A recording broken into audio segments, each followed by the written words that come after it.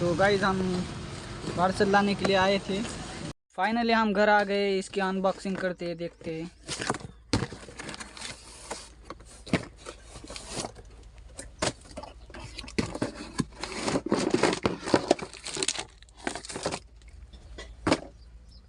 ये देख सकते हैं, बाल सेट करने की मशीन है।